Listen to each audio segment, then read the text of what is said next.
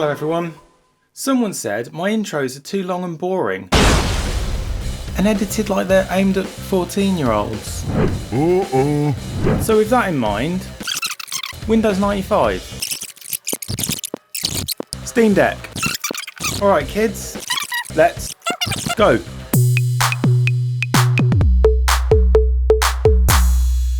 Cast your minds back to the mid-90s.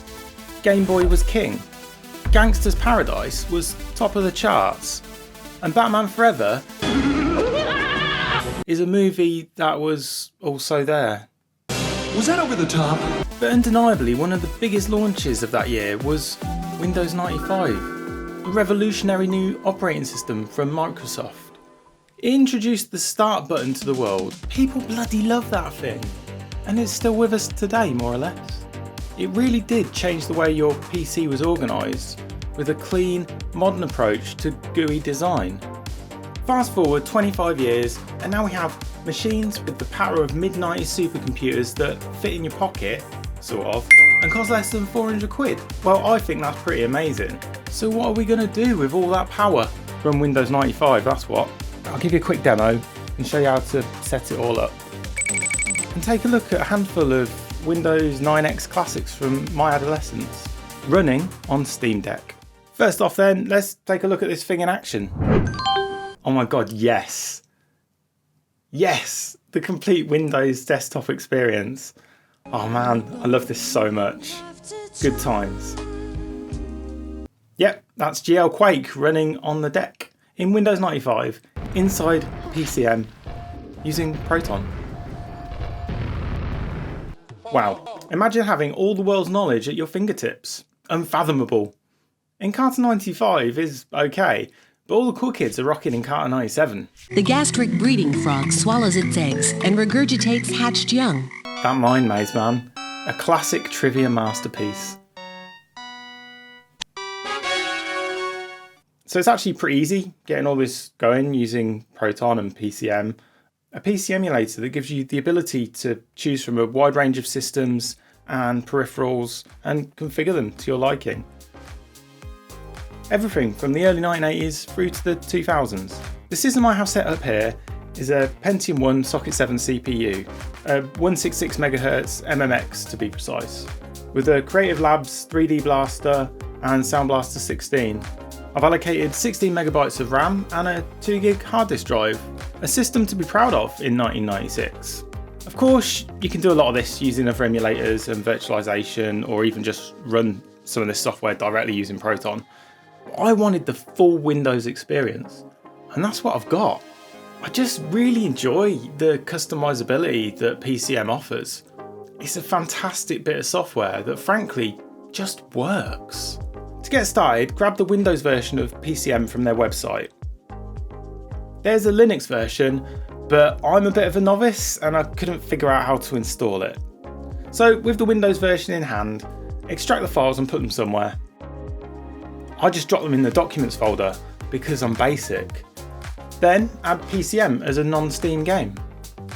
Before doing anything else, you want to disable the Steam overlay, because that thing is a pain in the ass with this.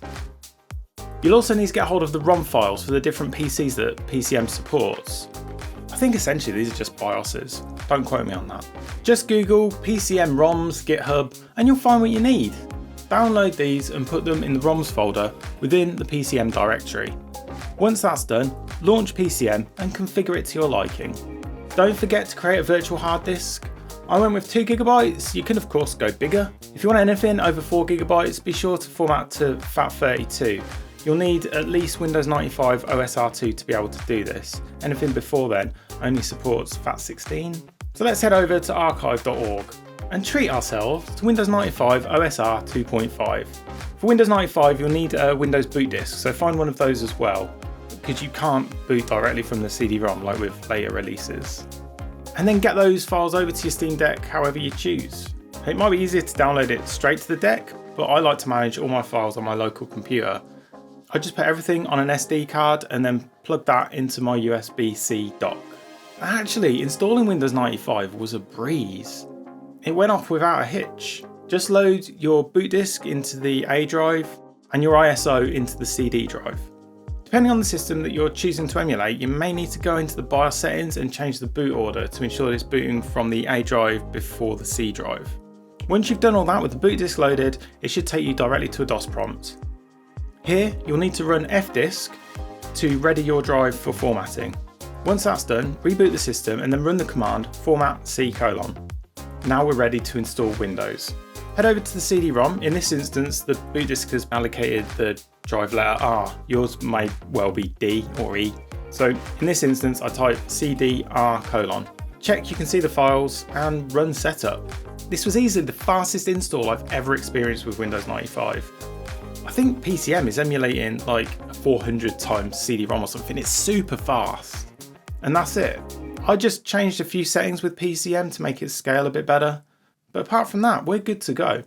Now, a couple of useful shortcuts for PCem are Control End.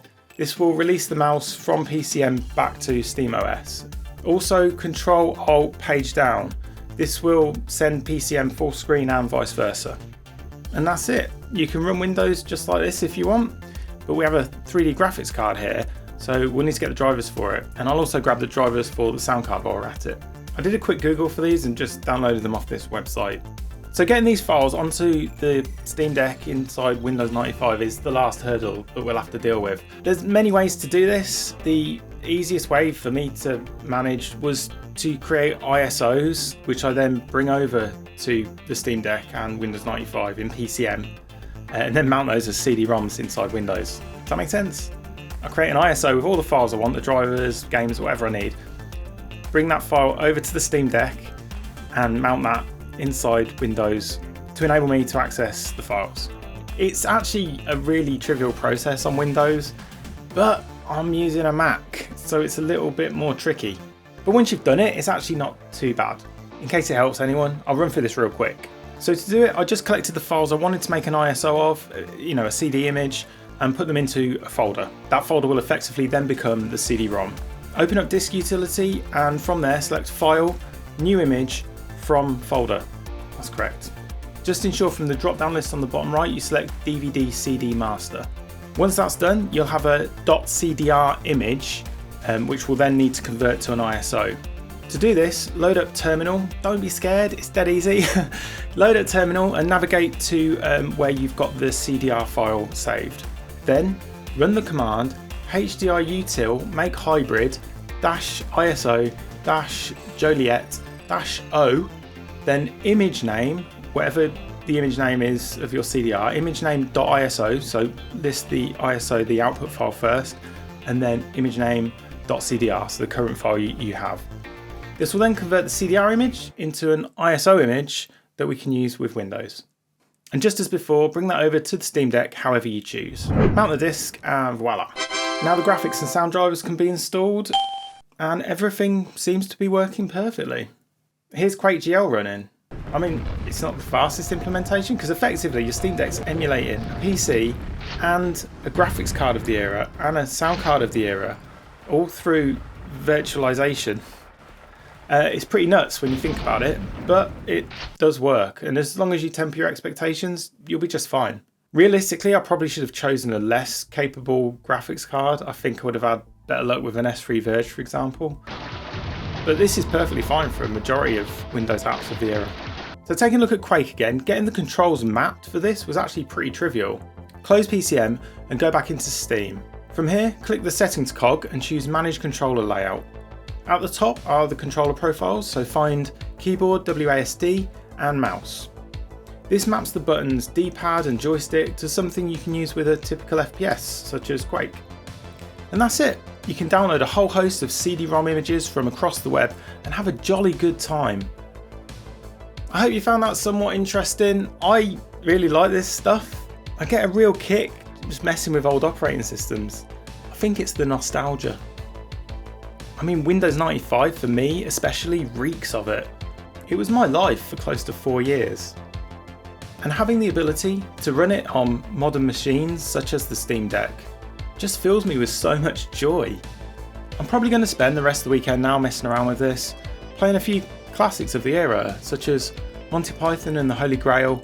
Behold, Arthur, this is the Holy Grail. Fury 3, and Encarta 97. Can't get enough of that. Subscribe to the channel